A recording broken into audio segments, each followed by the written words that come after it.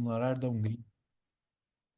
Hoje, nosso querido professor Ferenc Pal teve algumas situações que impediram de comparecer. Então, eu faço às vezes, hoje, não efetivamente a aptidão e efetivamente a altura para substituí-lo, mas acompanho, então, o material que nos foi enviado e tento, dentro das minhas limitações, compartilhar com os amigos essa, esse belíssimo material que foi enviado pelo professor Ferenc, para tratar, então, sobre questões que são muito interessantes da nossa querida Hungria. Então, vou compartilhar a tela, pedirei aos senhores confirmarem só se recebem a, a imagem da minha tela. Conseguem ver a tela, não? Sim, Ah, perfeito. Muito obrigado. Então, hoje então nós vamos falar sobre a questão da Hungria atual, a questão dos cafés, gastronomias, é uma questão um pouco mais, mais leve, diferente com relação à nossa Hungria de hoje, né? Então, seguindo as orientações do nosso querido professor, a questão dos cafés, ela se torna importante para o pensamento, para livre pensamento burguês a partir do final do século XIX, início do século XX, principalmente em Budapeste. São espaços para cultura burguesa, livre pensamento. Então você tem os artistas, jornalistas que se reuniam e trocavam ideias, manuscritos, lançavam novos jornais. Então, nós temos aí o exemplo do Gerbo, o Central e o New York Café. Aliás, o New York Café, até hoje, funcionando. Recomendo aqueles que queiram viajar para a Hungria, que queiram efetivamente conhecer a história cultural e a história gastronômica da Hungria, que deem uma passadinha no New York Café. Realmente é muito, muito bacana, muito interessante não só pela questão arquitetônica, pelo cardápio atualizadíssimo, mas também pela própria pujança cultural que ali se sente. Ali foi realmente um palco de muitas alterações, de muitas novas ideias que foram divulgadas ao mundo a partir desses cafés. Então, nós observamos aqui o Central Café, inaugurado em 1887, um centro cultural com Ferenc Molnár, Jönő Heltai, Andrealdi, grande poeta Andrealdi, Dezső Kostolain e Mihai Babits, frequentadores assíduos do Central Café, inaugurado em 1887. Esse, por acaso, eu não conheço, mas já coloco na minha lista de obrigações, né? Como se fala em húngaro, uma expressão retirada do alemão, Mussai, né? Preciso ver. Aí nós temos também o Café Histórico de Buda, Hadik, localizado em Bartók Bela Út, e o prédio reformado reaberto há alguns anos. Há mais de 100 anos queria receber fregueses próximos ao quartel de Hadik. Todos os cafés, fazendo um parêntese, todos os cafés em Budapeste são maravilhosos, maravilhosos. Mesmo os mais simples, eu tive uma experiência muito alegre em 2022, que tive a oportunidade de conhecer um ambiente muito simples, ainda no sexto distrito, e que leva todo esse charme, toda essa questão intelectual e extremamente importante para a Hungria e para o mundo, nessa questão literária, nessa questão filosófica e principalmente de convivência humana, que são os cafés. Então, aqui o professor havia pontuado que o Rádio Café não funcionasse, eram muito mais os artistas, os jornalistas e as esposas que frequentavam o café. O Carinth Frias, imagina, a figura dominante no universo dos cafés do virado do século, também conheceu o lugar por meio de sua esposa. Então, nós temos a participação das mulheres, não menos importante, muito pelo contrário, na divulgação da cultura, na divulgação dessas importantes trocas de conhecimento, de saberes que se dão nos cafés. Aliás, me permitam os senhores um parênteses, até onde meu conhecimento integra, foi a partir de Gulbaba, ou seja, na dominação otomana, que a Hungria se torna uma grande admiradora dos cafés, como o professor Ferenc em outras aulas havia pontuado.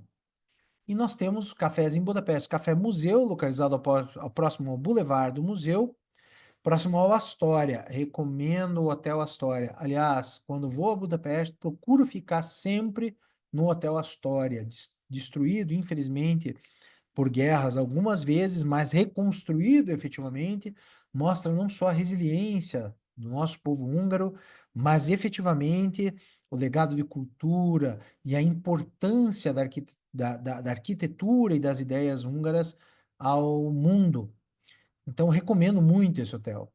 E a universidade, que é a Eötvös Loránd, que é um prédio, são vários prédios, é lindíssima a universidade. Quem tiver possibilidade de conhecer, vale muito a pena. Inclusive, Loran Eötvös, que deu nome à universidade, foi um dos fregueses, vamos dizer assim, desse café, que foi efetivamente um café, é efetivamente um café muito importante, né? Então, tem mais de 100 anos. Notem que nós estamos falando de vários estabelecimentos com centenários, estabelecimentos que são importantes desde os fins do século XIX que continuam ativos. Recomendo muito a visita a esses cafés. E claro, né, os senhores podem ver que eu sou um grande amante dos vinhos, da Pálinka e principalmente dos doces, né, Schüttemann, que não ficam atrás de nenhum país da Europa. Recomendo muito. Aí nós temos também o Café New York. Esse é realmente muito bonito, uma arquitetura muito impressionante, essa atmosfera clássica, é uma verdadeira virada do século, realmente. Você tem. Seria interessante fazer reservas para visitar o café.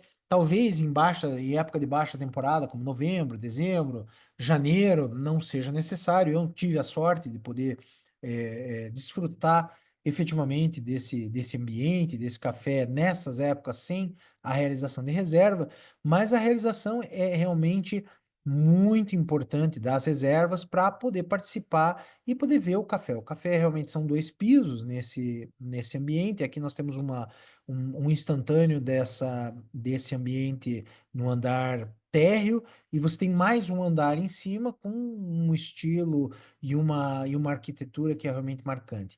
E claro, inúmeras obras literárias nasceram nesse ambiente. É um centro de cultura. E em 2001, o grupo italiano Boscolo adquiriu esse espaço e fez um hotel de luxo no espaço que era o New York Café. Particularmente, eu senti muito esse clima efetivamente literário, esse clima efetivamente importante dos fins do século XIX, antes da Primeira e da Segunda Guerra Mundial, que mudaram a visão e a própria concepção de mundo da Europa. Mas é um ambiente que eu recomendo pessoalmente, tive a feliz oportunidade de algumas vezes no café e recomendo fortemente tanto para uma janta, tomar uma boa pálinca, um bom vinho, quanto para desfrutar de um café, um doce, uma torta, realmente vale muito a pena. E aqui nós temos a Dobos Torta. O criador da tarta Dobos foi Dobos, 1847, 1924, um confeiteiro de Peste.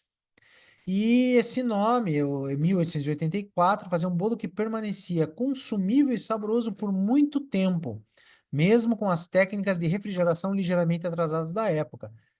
Recomendo Dobos Torta.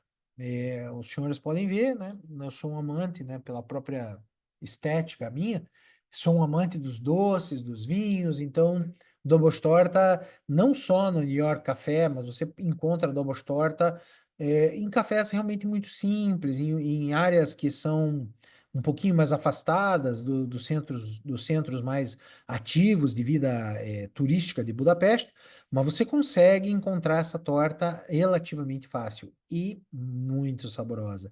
Recordando também que a boa gastronomia é a gastronomia das nossas mães, dos nossos avós, né? Isso a gente leva sempre com muito carinho. Aqui faço uma referência ao nosso querido amigo Marcin Rasnos, no nosso programa Próxima Parada Hungria, que se dá na Rádio Paraná Oficial Todas as quintas-feiras, das 8 às 10 da manhã, a gente divulga um pouquinho da história, da cultura, da gastronomia, dos feitos dos grandes nossos amigos húngaros. Ele realmente, eu falei, puxa, me dá uma sugestão de restaurante em Budapeste. Ele disse, olha, toda vez que eu vou para Budapeste, eu quero a comida da minha mãe. Então, fica aí, né? Eu, particularmente, não tenho essa opção, mas qualquer café em Budapeste, o Auer Café, que fica na rua. Agora não vou me lembrar, mas perto da János Pál Papater, na Praça João Paulo II, você tem também todo esse serviço muito elegante e principalmente a Dobostorta, que realmente tem que ser objeto de uma degustação por parte dos visitantes. É um requisito para quem visita Budapeste. E aqui, bom, vamos falar de vinhos. Na realidade, a Hungria, ela produz grandes vinhos, grandes vinhos. Não falo do Tokai ainda, porque o Tokai é o rei dos vinhos e o vinho dos reis, como se diz. E também é um verdadeiro tesouro. Em húngaro, se existe um ditado, nunca vou me esquecer, minha querida é, professora Mehes, ela me disse é, Nemesbor e Gazi Kincs, né? Então, um verdadeiro tesouro. Então, os vinhos da Hungria, você tem grandes tintos na região de Eger. Na região de Balaton, você tem vinhos brancos de uma qualidade excepcional. E, claro, o rei dos vinhos e o vinho dos reis, o Tokai. Bom, se produzindo vinhos brancos e tintos, existe um vinho. Aqui no Brasil, nós temos o vinho Sangue de Boi. Esse vinho, para nós, não é lá uma referência tão gastronômica, não é lá uma referência tão importante, mas é uma referência familiar e que existe na Hungria, o Egri Bikaver. O Egri Bikaver é um vinho tinto, encorpado, um vinho poderoso, muito interessante, também realizado na região de Eger. E Egri Bikaver, sangue de boi. E aí nós temos as transformações, digamos assim, gastronômicas do vinho. Temos os vinhos com uma transformação, por exemplo, dia 11 de novembro, agora temos o vinho Uibor, né? Eu não me arrisco a chamar de vinho verde, para efetivamente não confundirmos com vinho verde português, que existe uma denominação de origem em todas as situações. Mas o vinho verde é chamado verde porque é o vinho novo, é Uibor, vinho novo e se come efetivamente com a carne do ganso. Então, você tem o pescoço recheado, você tem as coxas, as sobrecoxas, um jantar, um almoço saborosíssimo, sempre no dia 11 de novembro, dia de São Martinho, quando todo mosto se transforma em vinho. Isso é um ditado pela Europa inteira, uma vez que a maioria da Europa central e ocidental compartilham de um clima mais ou menos semelhante para essas atividades. E aqui, o Frut. Esqueci de falar do Frut. O Frut, na realidade, é uma bebida muito interessante que é uma diluição do vinho em água gaseificada. Refrescante, típico de verão, bom para uma hidratação, mas com um sabor muito especial. Assim, poxa, mas você vai se hidratar com álcool? Também dá para se hidratar com álcool. E os vinhos efetivamente mais fortes, os vinhos que efetivamente possuem uma pujança mais importante, podem ser diluídos um pouquinho de água com gás, né, ou água gaseificada, para que se faça o frute. O Frut, inclusive, existe uma grande produtora de vinhos na Hungria que possui o Frut em latinhas, né? Então, também é possível desfrutar. É uma bebida tipicamente do verão. E aqui nós podemos ver uma típica Pinzesest, que seria uma adega, nas quais a gente pode efetivamente desfrutar de vinhos que são com assinatura, vinhos muito especiais, né? E aí nós temos uma infinidade dessas casas, dessas empresas, entre aspas, por toda a Hungria. E é muito interessante, tanto sobre o ponto de vista gastronômico, de sabor desses produtos que são feitos, quanto pelo desfrute da companhia das pessoas que efetivamente dedicam sua vida à melhoria do vinho, à melhoria das atividades de vinificação. E, novamente, aqui existe um verbo controverso. Eu aprendi o verbo buidosho, na realidade não é um verbo, é agora fletido, como esconder-se. Então, existe um jogo aí de sentido com relação a essa expressão, buidosho, quando se tem a ideia de se esconder para tomar um bom vinho, para participar de uma reunião entre os amigos, comer bem e efetivamente desfrutar de uma companhia agradável e de um vinho também que faz jus a essa companhia. E claro, aqui existem vários vinhos que podem ser utilizados e acompanhados por uma refeição. Claro, nós não estamos falando do Tokai, o Tokai realmente é excepcional. E temos também na Hungria um vinho muito específico, uma uva exclusivamente húngara, que se chama Kadarka. Então, esta uva, ela é específica da Hungria e se fazem vinhos que são específicos e oriundos da nossa querida Hungria. Novamente, os ambientes para que se pode efetivamente desfrutar a companhia de amigos e buidosho. Eu ouvi essa expressão de uma forma muito espontânea, de amigos muito queridos na Hungria, que significa exatamente isso: se esconder, se isolar dos problemas do mundo cotidiano e desfrutar de uma boa reunião, de uma boa companhia e de um bom vinho. E aqui nós temos o Jardim de Pesca de Schippers e a Carol Schippers abriu seu famoso restaurante na rua Laios, 46, em Óbuda, Óbuda, lembrando, Buda antiga, né? Em 1930, onde o restaurante funcionava desde 1880 1883. Ao contrário da maioria dos proprietários de restaurantes, Schippers não tinha aberto seu restaurante como filho de uma antiga família de Obuda. Seu nome trouxe ao Buda uma reputação significativa. É uma boa dica, eu não conheço. Vamos ver se a gente consegue dar um pulinho lá. Em uma ideia inovadora e única, ele foi o primeiro no país a chamar seu restaurante de Jardim do Pescador. Apenas a sopa de peixe e chucha de queijo cottage. Carol Chipos aprendeu a receita para fazer sopa de peixe sem lascas de Kubaya e ela se tornou uma verdadeira atração do seu restaurante em Obuda. Seu cardápio continuou a se considerar principalmente em pratos de peixe. É muito interessante essa questão do peixe também, né? É um cardápio, a gastronomia húngara conta com uma infinidade de pratos a partir de pescados. Então, é uma oportunidade interessante e eu, sinceramente, também fiquei curioso para provar. Provei a sopa de peixe, famosa sopa de peixe na Hungria, tive o grande prazer de provar. Aprovada, provei e aprovei, recomendo, mas essa do nosso amigo Karaj Sipos não tive oportunidade. Fica aí a dica. E o restaurante Gundel, que foi construído em 1894, mais conhecido de Budapeste. Está na lista dos patrimônios húngaros desde 2014, localizado no número 4 da Gundel Károly út, em Városliget.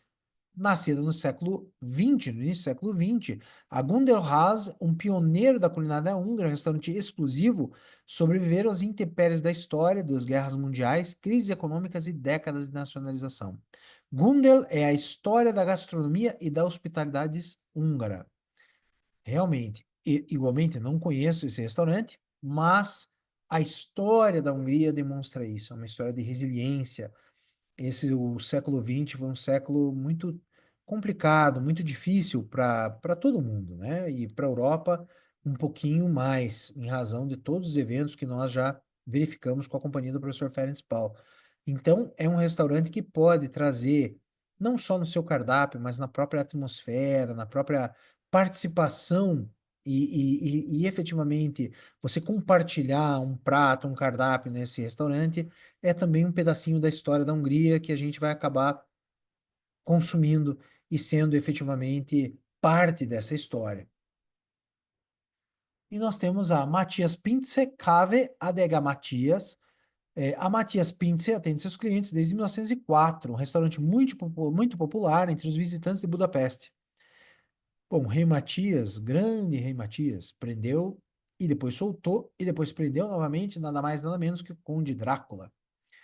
A igreja de Matias, o grande rei húngaro, né, localizada às margens do Danúbio, próximo da ponte de Elizabeth, ponte Erzsébet Híd. Eles oferecem uma ampla seleção de vinhos selecionados e têm muito orgulho de sua sopa de peixe, uma especialidade húngara. Também tem que observar a decoração do restaurante por dentro, é muito bonita. Também não conheço esse, porque eu, na realidade, fui em locais que são bem mais populares, que não perdem também essa característica importante do povo húngaro. E aí a gente vê uma característica de nacionalidade, uma característica de hungaridade, se me permitem assim dizer. Essa é uma característica que você consegue perceber em restaurantes que são realmente dos mais simples até aqueles que são tão sofisticados como a Matias Pintze.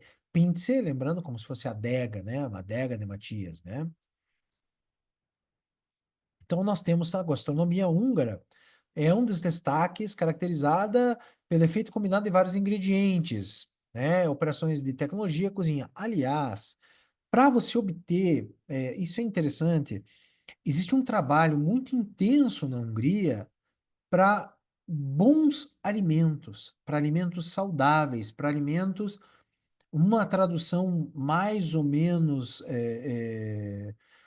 forçada, alimentos orgânicos, mas não só isso, alimentos de boa procedência. A Hungria, ela tem excelência em produção de tecnologias que fazem uma circularidade, que primam por, ao invés de pesticidas, mas uma solução que seja eficaz contra algumas pragas, que infelizmente têm de ser controladas, mas ao mesmo tempo que sejam absorvidas pelo meio ambiente, que possam ser efetivamente absorvidas pelo alimento sem prejuízo à saúde dos animais, à saúde dos seres humanos e principalmente ao equilíbrio do meio ambiente. Então, aqui existe um grande diferencial em tudo que é produzido na Hungria. Há uso de pesticidas, com toda certeza. Porém, esses usos de pesticidas e de eventos com um caráter um pouco mais artificial, eles têm se reduzido bastante em razão de soluções circulares, que são circulares, eu digo, que entram na natureza com uma determinada função ou de pesticida ou de regulador de solo, para terminar com elementos que são naturalmente absorvidos pelo planeta, pelo meio ambiente, como, por exemplo, água. Então, os pratos nacionais húngaros mais conhecidos, o gulyas, quem não teve a oportunidade de comer, recomendo demais, a sopa de peixe, o repolho recheado, o törtölkáposzta, o frango com colorau, delicioso. A gente acabou de almoçar e vamos ficar com fome agora, não vai dar certo isso. A batata com colorau, a sopa de feijão e a massa de requeijão. Então, a gastronomia húngara, e aliás, a gastronomia húngara é muito variada, e é uma gastronomia que se baseia em elementos da terra, em elementos que evocam muitas questões culturais e principalmente da cultura e do povo húngaro. E aqui exemplos, então, aqui eu chamo a atenção do tele salame, que é feito do mangalitsa, que é um porquinho desenvolvido e tipicamente húngaro, o mangalitsa. E uma curiosidade aqui no Paraná, que eu descobri há pouco tempo, que o Mangalitsa foi o ascendente do porco Moura, que atualmente se tenta nova geração desse porco Moura e comercialização dele. O porco Moura, ele lembra muito o Mangalitsa. O Mangalitsa é um porquinho totalmente peludinho, ele é bem bonitinho, bem diferente, e o porco Moura tem esses traços. E conversando com o professor Bispa da Universidade Federal do Paraná, eles desenvolvem agora essa revitalização do porco Moura. Ele me disse, falou, não, realmente, o porco Moura é um dos descendentes do Mangalitsa.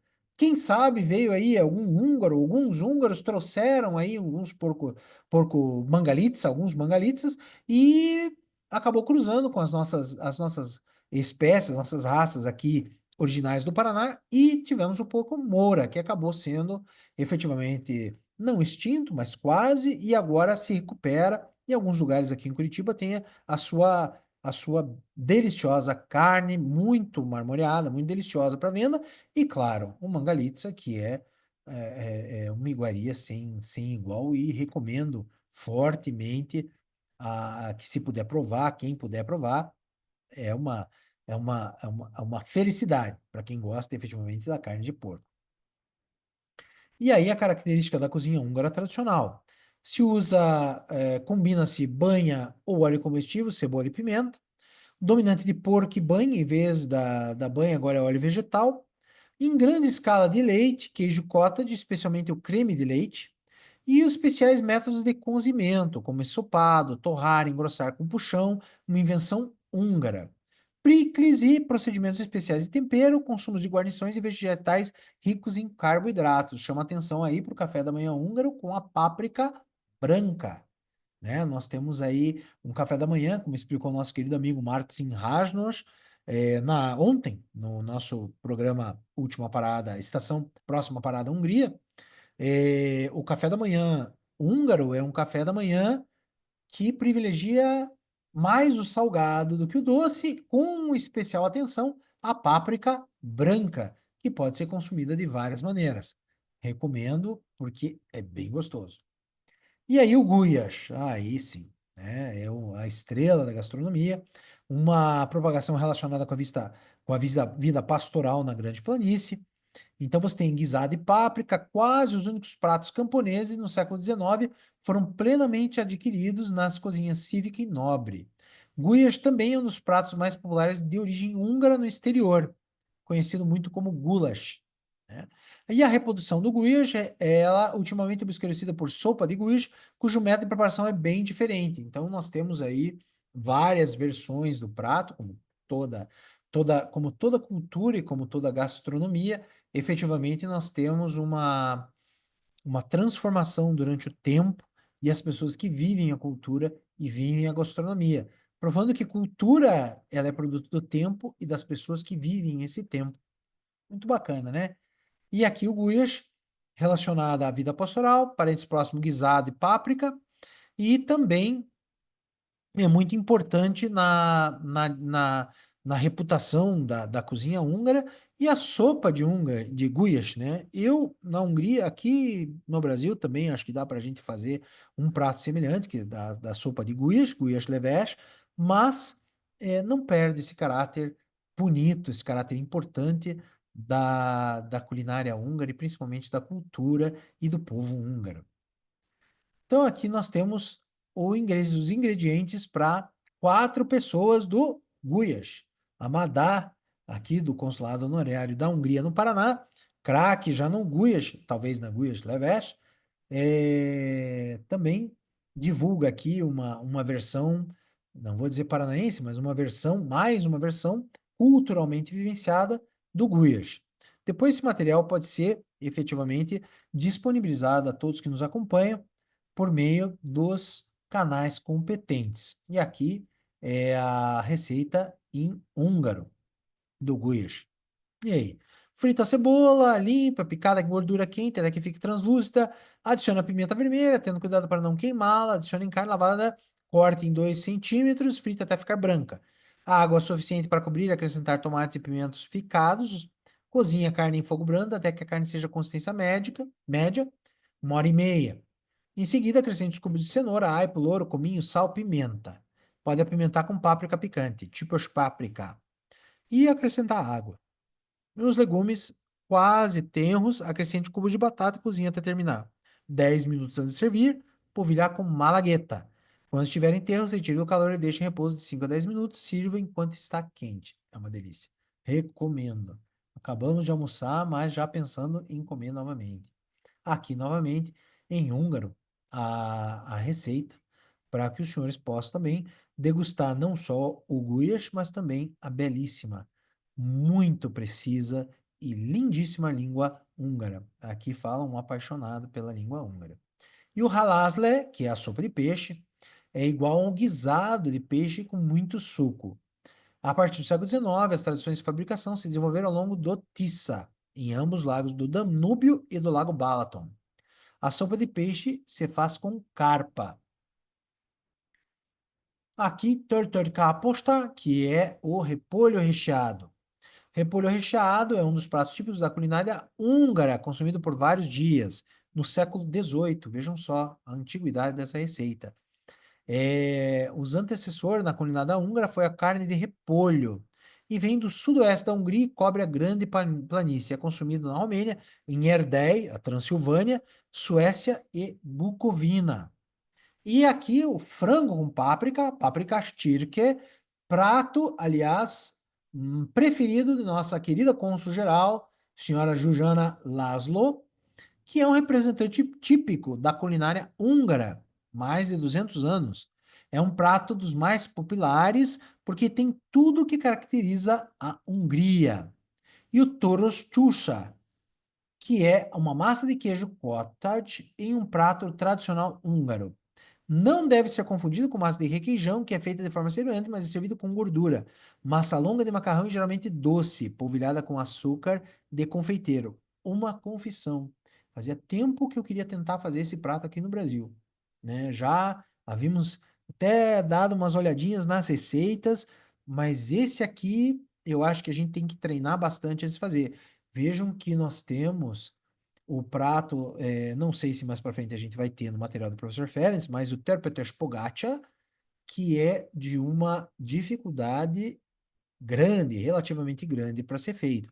Aliás, a cozinha húngara, ela parte de princípios muito simples, como nós vimos ali da receita do Gulyas, mas também nós temos algumas receitas que demandam um conhecimento técnico muito grande. Então, o Toruschusha e também o Terpetes Pogača, que é um pãozinho de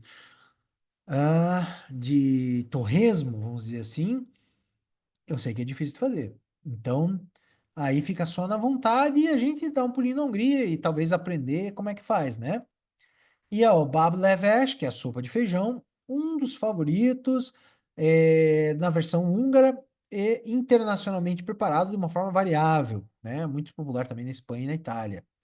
É a sopa mais interessante usando os três feijões diferentes, branco, preto e marrom, né? Feijão, feijão comum, feijão vermelho, feijão pérola, feijão manteiga, feijão de gerânio, feijão vermelho, feijão rã e feijão cereja. Eu confesso aos senhores que eu tive a oportunidade já algumas vezes de saborear a bab levesh, mas eu acabo sucumbindo ao libamai. Então a gente tem que escolher tudo na vida, né? Então não dá pra gente ter tudo. Eu acabo sucumbindo a outras delícias que nós encontramos na nossa querida Hungria.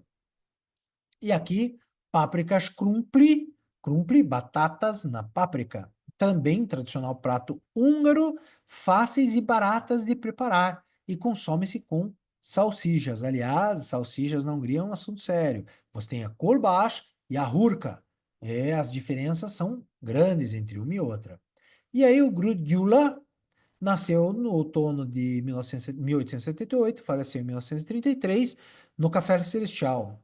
Jornalista na adolescência, trabalhou em muitas revistas e ficou famoso na série Simbá e seu romance A Diligência Vermelha.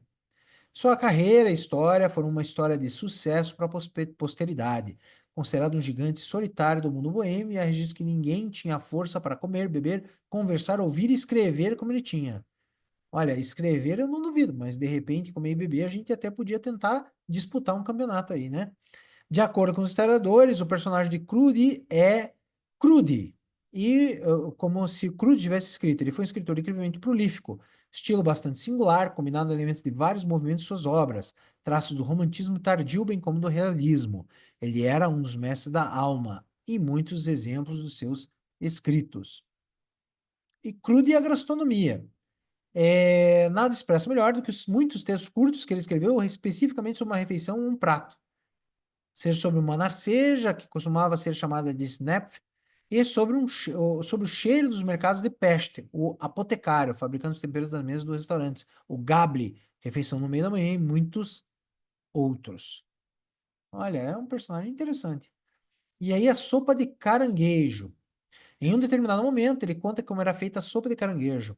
Aparentemente especial, desapareceu das cozinhas com a extinção do caranguejo de rio. Antes um prato comum, um alimento animal, agora em sua maior parte congelado, ficava em caixas refrigeradas. E esse minúsculo caranguejo, depois de ser banhado no frio, no quente, torrado, gosta do recheio de arroz sobre sua casca, um minúsculo mingau de arroz com salsa misturado com ovo, apenas o suficiente para uma colherada, mas não gosta que ele descasquem a cauda ou a tesoura, nem que lhe arranquem as pernas, porque é pelas pernas que é preciso segurá-lo, para conhecer os sabores da sua cintura. E ele gosta muito de sopa de carne. Esse realmente é uma iguaria muito específica e bem interessante. Olha aí, ó. Zoltán Husárik, 1971. Aliás, teremos em breve um festival aqui no Consulado Honorário da Hungria, no Paraná, em Curitiba, na Cinemateca, de cinema mudo, a estética antes de 1918. Muito interessante, muito informativo, inclusive, para quem quer entender todo esse curso que o professor Ferenc efetivamente ministrou, a partir, inclusive, do final do século XIX até a Primeira Guerra Mundial, e depois nós vamos caminhando na medida que vamos tendo esses nossos festivais. Mas começamos, então, com o Festival de Cinema Mudo.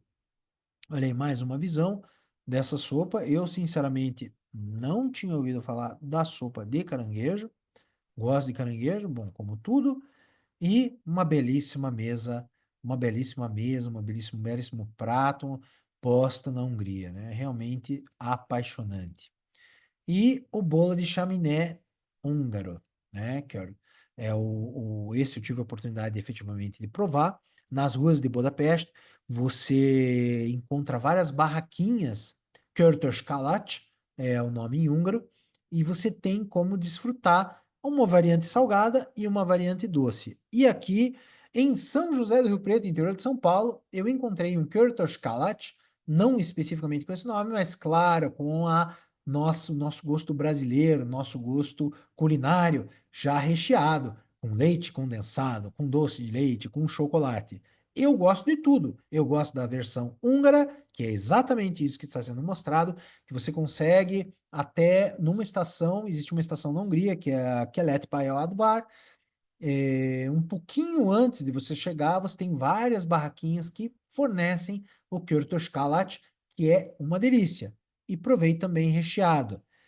Cultura se vive. A cultura efetivamente, a cultura, a gastronomia, ela é para ser vivida, né? Ela não é algo é para ser preservado efetivamente pela memória, pelo respeito, mas também nós temos o direito de provar essa cultura, de viver essa cultura e também, né, nada contra quem recheia, e aí com todo respeito aos mais puristas, de leite condensado, doce de leite, chocolate, como eu provei em São José do Rio Preto e não achei ruim. Como todo gordinho gosta de doce, eu tô nesse time. Eu agradeço demais a atenção, agradeço demais a companhia de todos que nos acompanham. Fico sempre ao inteiro dispor para tudo que for pertinente com relação à nossa querida Hungria. Também para partilhar o material e todo esse conteúdo, então estamos à disposição. E peço àqueles que nos acompanhem, todas as quintas-feiras, das 8 às 10 da manhã, o programa Próxima Estação Hungria, que é Vetközi Megalo Magyarország, na Rádio Paraná Oficial. Programa de divulgação das nossas atividades, com entrevistas, com curiosidades e muita cultura. Agradeço sinceramente aos amigos que nos acompanham e fico inteiramente ao dispor. Meu forte abraço e um desejo de um excelente final de semana. Muito obrigado.